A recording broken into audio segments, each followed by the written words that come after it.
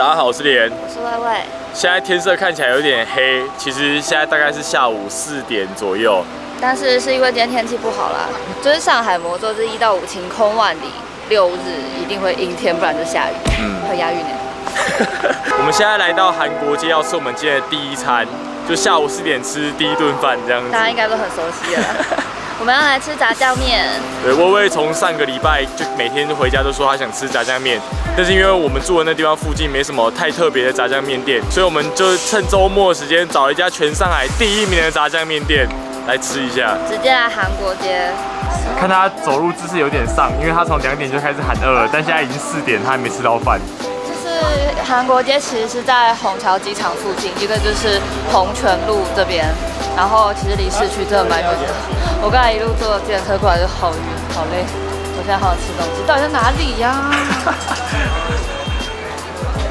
我现在来到锦屏天地，好像是这附近有一个商场，有点荒凉的感觉。这个商场好恐怖哦，就是现在是下午，然后它没有什么人，而且它的电扶梯全部都没有开，感觉关了或坏掉，就是有点荒凉，但里面店是还有啦。走了。店名直接写的正统炸酱面，到底有多正统？韩式炸酱面，然后人家店名叫正统嘛。哦，是啊。因为这家店是薇薇找的，所以我刚才进来的时候还有点想吃韩式炸鸡这种比较韩国类的小吃，然后发现菜单上面完全没有那一类的东西，它就是很专注在做韩式炸酱面、面食类，然后前面有一点点那种炒菜类的，什么糖醋肉啊，然后干烹鸡什么的，感觉蛮专业的啦，因为它就只专注在那几样菜品而已，蛮期待的。而且还是上海第一的炸酱面，就是点评说的啊，就是我们来吃吃看。这一家的装潢古色古香，就是都是那种木头质地，然后还有一点红色的帷幕。这一家的装潢跟我们之前在韩国街附近吃的一家临水酒家也非常像，就不知道是不是他们韩国当地就是老的饭店就会长这样子。老式餐馆那种，就是真的比较复古的感觉，然后也蛮温馨的啦，有一种在家吃饭的感觉。然后我刚才观察了一下，现在下午4点多嘛，里面还是有一些人，然后就是韩国人的比例大概占一半，感觉。有重。我们点的是3鲜干炸酱面，它其实最基本的有一个肉糜炸酱面，是会把肉糜炸酱淋在上面的。我们点的是升级版，就是里面炒了3鲜。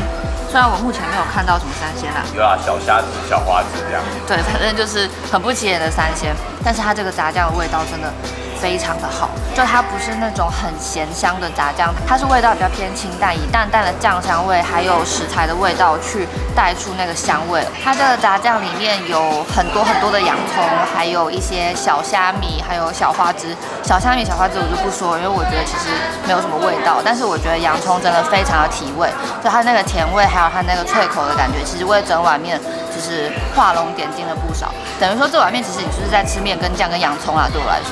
然后说到面体，它的面体非常的 Q 弹，就是它是这种偏黄的面，然后本来会以为可能像台湾油面那样会稍微有一点软，但是它超级 Q 弹，就是在嘴巴里面会很明显感受到阻力，而且它的粗细其实刚刚好，就是这种偏细的面条，所以很容易把炸酱沾上去。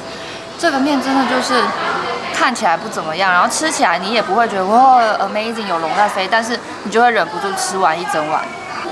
吃过那么多韩式炸酱面，还没有看过炸酱可以配饭。我点的这个是3鲜炒饭，它就是一个3鲜炒饭，旁边淋了一大堆的炸酱，有点像咖喱饭的感觉。这个炒饭我刚才吃了一下，单吃炒饭的话，镬气不是非常的足，有一点，但是没有特别香。然后炒饭本身味道其实很淡，淡淡的葱味，还有淡淡的一些蛋香。不过混上旁边这个炸酱吃之后，真的是超魔性的，味道瞬间从大概45分提升到85分。那个炸酱的咸香是很有层次感的嘛，然后配上刚才薇薇说的，就会有洋葱的脆度，还有洋葱的甜味，去拌在那个不太有味道的炒饭里面，变成说有炒饭的香气，有炸酱的香气，两个混在一起，不只是蹦出新滋味，还是一个很和谐、很魔性的味道，就是一直往嘴巴里面送，停不下来。配炸酱面必吃，点评狂推糖醋肉。这一盘多少钱？60。我真的是一头问号嘞。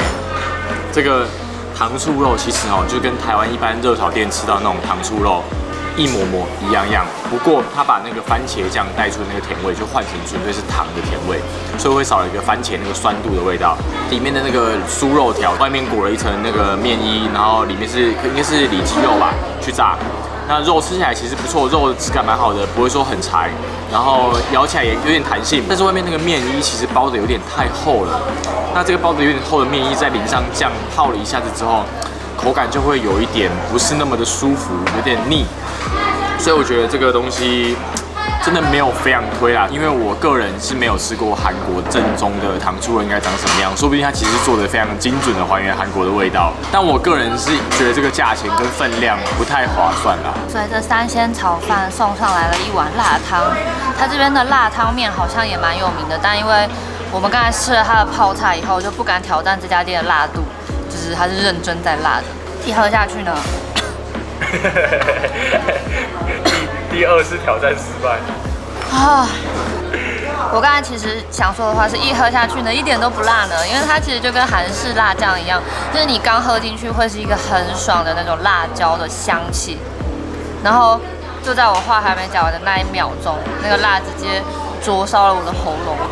它这个辣不是辣口腔，也不是辣舌头，它是辣喉咙，就是像一团火，然后就在这边狂烧一样。我不相信有东西可以比你还辣。现在不是时候，兄弟。最近致力于练习吃辣的连连。其实我们在之后要去成都一趟去玩，然后所以最近一直在练习吃辣。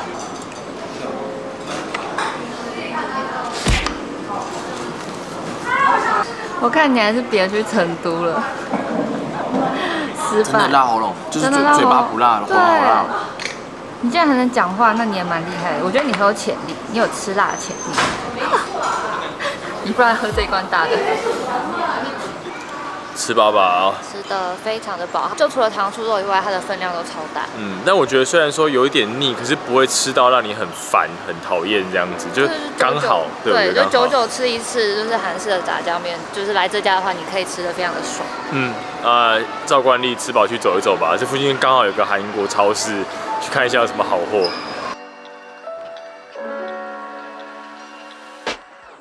一进来就是各种辛拉面，一整柜哦。竟然在这里找到了益美，而且这个东西我感觉在全年也都很久没看到了。这个超好吃，它是白巧克力，然后里面是芋头，很化工的芋头味的东西。我其实不知道它是什么。超级好吃，但是这一盒要23块人民币，在台湾应该是台币吧。然后我们在一个韩国超市里面找到它的，所以呢，千万不要买。好，到底要干嘛啦？吃泡菜配泡菜是不是？这是泡菜浴啊！太可怕了，这要92块哎。就是你可以回家洗澡的时候用这个泡。冬天感觉蛮好的。香菇饮料，还是100%韩国产的香菇，这个喝起来到底什么奇怪的东西？应该就是妈妈泡香菇剩的那个香菇水吧。前面有一个被冰柜迷惑的男子。我刚刚说搞不好这有养乐多冰，我还说这里不会有，还嘲讽我。不管它多少钱，我都要买来吃。大于10块就不给你买。我就是要买。逛完了。这不是骄傲的脸，这是猥亵。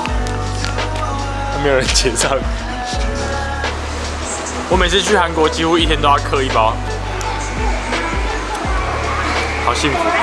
觉得韩国街真的营造出了一种首尔的感觉。我们本来想以雪冰作为今天的结尾的。对，我之前来这附近的时候，就是雪冰到处都是，然后我记得就是那边就有一家，就我刚才过去看的时候，它已经没了，然后点评一查，这附近根本就没有什么雪冰，倒光了。问号，大家已经不流行吃雪冰这个东西了。我们在点评发现了附近最近，然后评价又还不错的一家雪冰，但它竟然是那种复合式咖啡店。我现在就抱着反正踩雷就踩雷吧的心态。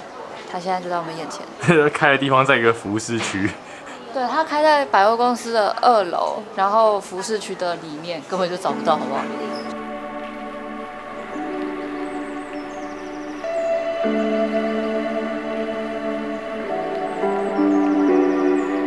它的雪冰有分小、中、大3种 size， 然后小的是55块，大的是75块。我想说，好，我们2个应该吃小的就够了吧？是卤肉饭的大小哎。这也太小了吧！以前雪冰就是店名叫雪冰的那家店，它的雪冰正常 size 就是超大碗，然后料很多。这一家就是也不难吃，就很正常，但是这也太小了吧！雪冰这东西是不是已经不红啊？吃了雪冰，荷包也在淌血。谢谢你了。这个雪冰之所以叫雪冰，就是因为它吃起来非常的像雪，就是很绵，比那种绵冰还更绵一点，就是有点入口啊，就是化掉了，只剩下奶香的感觉。然后它这个是我们点的是草莓口味，草莓其实就酸酸甜甜的。现在这个草莓季节其实已经不是非常好吃的状况了，不过它挑的草莓其实还算 OK， 吃起来不会说有那种草味的酸涩感。然后冰淇淋我觉得就一般吧，就中规中矩，但55块真的是蛮贵的啦。我心真的很痛。到底上海哪里还有便宜的雪冰可以吃啊？但很好吃，如果一碗30的话，我会很喜欢。好，这咖啡店其实蛮 chill 的，就是看到很多韩国人这边写作业啊，然后聊天啊，所以我们这边也发呆了一阵子。对，我们现在外面天都已经黑了。然后这家店我觉得真的有个魔力，就很放松，你有一种感觉不在上海，你感觉就到了首尔的某个咖啡店，然后坐着发呆，然后就不小心就睡着了。而且很悠，这里真的那个气氛就让你觉得很悠闲。然后身边有很多韩国小朋友写作业啊，然后韩国的年轻人就是在聊天啊。就是我觉得周末来这里待个半天一天，其实还蛮有度假的感觉。但是我必须说，这个韩国街跟我2-3年前来的时候已经不太一样了，感觉有一点点没落的感觉。雪冰都倒光了。对，害我要来吃这么贵的雪冰，好吃但是很贵。好啦，那我们今天的韩国街一日游就到这里了。如果喜欢我们的话，可以按订阅，然后开启小铃铛。如果想跟我们有更多即时的互动的话，可以到 Instagram 跟 Facebook 追踪我们。好困哦。好，回家，拜拜。